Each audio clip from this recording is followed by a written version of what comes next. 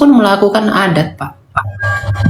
Jadi kalau adat itu dipandang sebagai duniawi, mungkin tidak mengerti bahwa adat itu adalah bukti kasih karunia Tuhan. Yesus ketika pergi ke pesta kawin di Kana, itu nggak ada di Taurat. Itu adat istiadat. Tertulis di mana itu? Biar bisa saya sampaikan nanti sama penatua. Ya cari saja pesta kawin di Kana, itu lihat perikopnya, baca semua. Itu di mana? Bapak cari itu. Oh, jadi itu pesta kawin di Kana. Itu tidak pesta bertentangan. kawin itu adat istiadat. Jadi, Begini, Kak. orang Kristen itu nggak boleh anti adat, kecuali adat itu bertentangan dengan firman Tuhan. Seperti adat itu membuat kita menyembah berhala, itu membuat kita kehilangan iman, itu membuat kita jauh dari Tuhan. Ya nggak apa-apa, tinggalkan yang seperti itu. Okultisme, penyembahan yang nggak benar kepada Allah-Allah lain, itu silahkan ditinggalkan. Tapi adat itu menjadi tanda bahwa Tuhan itu kaya. Adat itu anugerah, tergantung bagaimana kita menggunakannya, itu saja. Gini kan, Kak, mungkin kalau Kakak tahu di adat Batak itu kebanyakan itu menyembah nenek moyang terdahulu. Seperti Nggak ada, saya orang Batak, nggak pernah saya sembah nenek moyang saya tetap beradat. Saya orang Batak, Pak. Nggak pernah kami menyembah orang nenek moyang kami. Ngapain disembah orang mati? cara-cara adat istiadatnya begitu, Bu. Kak. Nggak ada. Yang mana? Bagian yang mana? Coba. Kalau Kakak, saya rasa mereka mengikuti adat istiadat yang diajarkan nenek moyang, Kak. Itu udah nggak ada istilahnya, itu diajarkan nenek moyang, tapi apakah ketika saya melakukan itu, saya memberhalakan mereka, menjadi kehilangan iman saya? Makanya itu, Kak, itu enggak, jawab dulu, apakah saya kehilangan iman saya ketika saya melakukan itu? Apakah saya memiliki Tuhan lain ketika saya melakukan itu? Apakah saya berdosa melakukan itu? Ya jelas berdosa lah, Kak, karena kita kan nenek terdahulu yang kita, berarti kita menduakan Tuhan, seperti itu, Kak. Oke, menduakan Tuhannya dari mana? Ya kita kan begini, Kak, adat itu kan, itu ajaran daripada nenek moyang terdahulu, bukan ajaran Tuhan. Begitu.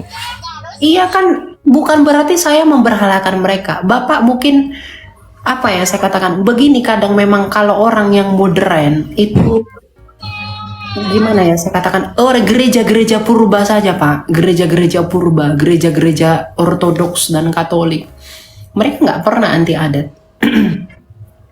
Ada suatu gereja ortodoks di Jawa, mereka berkhotbah menggunakan wayang. Itu bagian adat juga. Tapi tergantung bagaimana kita menggunakan adat itu. Emang Bapak pikir ketika Tuhan Yesus mengikuti perjamuan kawin di Kana, pesta adat di Kana, itu bukan adat, itu bukan dari nenek moyang. Tapi kenapa Yesus malah mengubah air menjadi anggur di situ? Kenapa Yesus nggak bilang kamu sesat? Kenapa? Saya kurang ini loh, Kak. Maksud Ya saya gini. makanya kalau Bapak diberitahu seperti ini, Bapak sudah mengerti kebenarannya. Jadi Bapak itu jangan memandang orang itu dengan kacamata kuda. Tapi Bukan memandang. menurut Ini kitab suci benar. bukan saya yang ciptakan loh, Kak. Ini kan prinsip daripada ini gereja kami. Iya, gereja kami, saya tahu itu prinsip. satu orang tua gereja. Bukan cuma satu gereja saja. Bahkan ini jumlahnya bisa dibilang kami ribuan. Ya justru karena itu saya mau katakan itu salah. Justru itu saya mau katakan itu salah. Ya, menghilangkan adat istiadat yang tidak bertentangan dengan firman Allah itu menghilangkan ekspresi iman mereka. Karena adat istiadat, kemajemukan bahasa, kemajemukan suku bangsa, itu adalah tanda bahwa Tuhan ini pernah memporak-porandakan bahasa di peristiwa Babel, sehingga setiap orang punya bahasa, budaya, dan adatnya sendiri.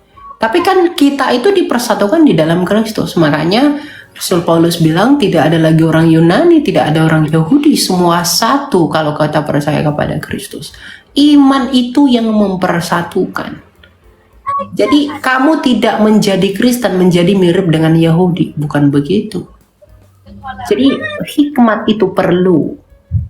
Berhikmat itu bukan menjadi dalam pengertian rasisme. Hikmat itu beradaptasi dengan pola pikir kerajaan Allah. Jadi nggak ada orang anti adat itu. Yesus pun beradat, gitulah. Kami bukan gini loh Kak, kami bukan anti adat. Saya masih ini ya, saya belum termasuk penatua di dalam gereja itu. Mungkin penatuanya lebih jelas bisa menerangkan semua ini. Kami yang intinya kami bukan anti adat. Kami menghargai semua, bahkan anak-anak daripada gereja itu ada juga yang pakai adat, cuman tidak bergabung lagi sama gereja kami. Kami bukan anti. Kami menghormati adat istiadat leluhur, bukan anti. Jadi kalau kami ataupun ada pernikahan di antara kami menggunakan cuma namanya, kalau di gereja cuma pemberkatan saja. Tidak ada dicampuri sama adat-adat leluhur seperti itu. Bukan kami tidak menghargai tidak adatnya. masalah ya kalau gereja Anda itu tidak melakukan pesta adat dan lain-lain, ya tidak masalah karena ya itu gereja Anda gitu. Karena gereja itu juga itu kan penafsiran baru, itu baru lahir di abad-abad 20 gitu loh. Itu gereja yang termasuk baru sekali, baru lahir lah begitu. Kalau saya berkaca kepada gereja-gereja purba, gereja kuno, ya saya lebih percaya kepada gereja seperti itu. Gitu. Oke lah, masuk. Nah, yang itu udah dulu Kak. Yang satu lagi, bagaimana menurut Kakak itu masalah gedung sama salib itu? Kami itu kami tidak menerima adanya itu salib, tanda salib. Kenapa tidak diterima tanda salib? Alasannya apa? Karena Duniawi. itu Duniawi. bukan di Alkitab sih tidak ada namanya kita harus memakai tanda salib. Lalu di mana di Alkitab melarang tanda salib? Tidak ada sih. Ya udah. Kan tidak mengharuskan tanda salib. Oke. Lalu Nah, itu hanya simbol, sebagai simbol saja. iya, sebagai simbol. Tapi kamu mewartakan imanmu berarti dengan cara apa? Ya langsung dari kita ini Kak, langsung mengarah ke seperti yang Kakak bilang juga, seperti kayak zaman purba seperti dulu lah. Tidak ada campur tangan daripada hal-hal lain. Pokoknya dalam isi Bible itu aja. Kamu tahu nggak Bible yang kamu pakai itu siapa yang buat? Penulisnya maksudnya gimana? Kamu tahu nggak Bible yang kamu pakai sekarang ini itu gereja apa yang kanon? Ya kami yang bahasa bahasa Batak Kak. Oh, berarti apa nama gereja Bapak itu? Kalau di Panakasi namanya. Oh, gitu. Kami di sini Kak yang tersebar cuma di Sumatera Utara, di Jambi sama di Riau. Ya, saya begini saja Pak. Saya tidak punya kuasa menghakimi ya dalam pengertian mengatakan itu sesat atau bagaimana. Mungkin ya saya juga tidak mengerti konsepnya, ternyata pakai bahasa Batak, tadi katanya anti adat dan lain-lain, tapi masih menggunakan bahasa kesukuan gitu kan. Jadi saya juga bingung mau komen apa, tapi ya udahlah.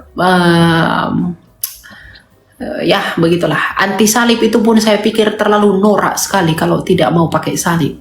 Salib itu adalah kebanggaan semua orang Kristen. Karena disitulah kasih Allah dan keadilan Allah ditegakkan. Di dalam salib itulah kasih karunia kamu dapatkan. Kalau kamu hanya beralih dan berdalih bahwa di Alkitab tidak ada tanda salib, yang menciptakan ini, yang mengkanonkan ini adalah orang-orang atau umat yang menggunakan tanda seperti ini. Salib itu juga. Jadi itu adalah iman yang bukan dewasa dalam pemahaman iman yang apa yang saya katakan itu bukan iman yang dewasa. anti ini, anti itu, terlalu anti. Jadi seperti orang Yahudi, Farisi yang munafik, terlalu memprioritaskan syariat-syariat tapi tidak mengerti kasih karunia. Ada ayat untuk Bapak di dalam Kolose 2 ayat 17. Nanti coba sampaikan ini kepada saudara-saudaramu biar saudara Bapak mengerti. Ya, coba kita buka dalam Kolose 2 ayat 17. Di sini dikatakan ayat 18. Dengarkan ya. Oke. Jangan biarkan kemenanganmu digagalkan oleh orang yang pura-pura merendahkan diri dan beribadah kepada malaikat, serta mengagung-agungkan penglihatan-penglihatan tanpa alasan, membesarkan diri oleh pikirannya yang duniawi. Sedangkan ia tidak berpegang teguh kepada kepala, dari mana seluruh tubuh yang ditopang dan diikat menjadi satu oleh sendi-sendi dan urat-urat, bertumbuh menurut pertumbuhan yang berasal dari Allah. Jadi ayat 16 dikatakan, karena itu janganlah biarkan orang menghakimi kamu mengenai makan dan minuman, atau mengenai hari raya, atau bulan baru, ataupun hari Sabat. Semuanya ini hanyalah bayangan dari apa yang akan datang, sedangkan wujudnya ialah Kristus. Jadi jangan terlalu seperti orang-orang Yahudi yang munafik, seperti orang Farisi yang munafik. Nggak boleh ini, nggak boleh itu. Bukan apa yang terlihat itu yang dinilai oleh Bapamu, tapi apa yang dalam hatimu. Makanya penulis Hikmat Amsal berkata, jagalah hatimu dengan segala kewaspadaan. Apa yang dikatakan kakak, saya paham itu. Semua jawaban daripada kawan-kawan juga yang seperti kakak bilang itu, saya juga pernah ada cerita sama atau konsultasi sama orang-orang selain kakak. Memang Pak, saya terima apa jawabannya. Cuman dalam penjabaran kami di apa namanya di gereja kami, memang yang diutamakan itu adalah satu, yaitu kasih. Tidak ada lain daripada itu. Jadi semua yang ada di sini, adat istiadat, apapun yang di gereja lain perbuat, ataupun yang diimani gereja lain, aliran yang lain, kami hormati semua. Dan kami rangkul semua itu. Jadi masukku yang dengar ceritaku ini di dalam TikTok kakak ini, dan ada berpikiran bahwasanya kami itu terlalu ortodok, terlalu seperti apa namanya, seperti lebay, apa segala macam. Bukan. Intinya yang kami Justru kalau memang kasih, salib itu dipakai, Pak. Kenapa? Karena di dalam salib itu kasih yang sesungguhnya. Kasih kepada Allah diberikan oleh Dia yang tergantung, dan Dia merentangkan tangannya bagi manusia. Jadi salib itu merujuk kepada kasih yang sejati. Kasih kepada Allah yang turun rahmat ke bawah, dan salib kepada manusia. Disimbolisasikan kasih itu. Dengan demikian melalui salib itu kita mengerti kasih yang sejati. Seharusnya begitu. Karena tidak ada kasih yang lebih besar daripada seorang teman yang mau mengorbankan nyawanya demi sahabatnya. Saya sering baca itu, Kak. Itulah, salib itu adalah bukan seorang teman, tapi Allah melalui Kristus yang mengorbankan anaknya demi kita. Itu kasih yang sesungguhnya. Jadi kalau bermau teriak-teriak masalah kasih, salib itu jawabannya. Disitulah kasih itu dieksekusi dengan tegas dan sempurna. Oke, baik Kak. Tapi ini Kak, saya cuma hanya sekedar sharing aja, sekedar cari pendapat saja. Jadi maksudnya di situ jangan ada tanggapan-tanggapan dari teman-teman yang ada di TikTok ini, lain-lain seperti itu Kak. Memang inilah kami dari dulu. Ya. Oke, terima kasih Kak ya. Oke, ya udah. Salam. Ya. Ya.